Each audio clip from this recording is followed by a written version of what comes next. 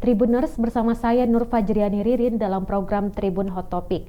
Berita kali ini terkait kesaksian penjual nanas selamatkan anak Vanessa Angel. Seorang pedagang nanas, Aris Salim, menjadi orang pertama yang menyelamatkan anak Vanessa Angel, Galaskai Andriansyah, saat terjadi kecelakaan di Tol Jombang, Jawa Timur pada Kamis 4 November 2021. Saat kecelakaan terjadi, Aris tengah berjualan di tempat biasanya, yaitu underpass tol di Desa Brodet, Kecamatan Bandar Kedung Mulyo, Jombang. Ia mengaku mendengar suara keras kala itu. Bersama dua orang warga lainnya, Aris bergegas memanjat ke jalan tol untuk melihat situasi. Tiba di atas jalan tol, Aris mengaku melihat Galaskai sudah berada di luar mobil dan sedang merangkak.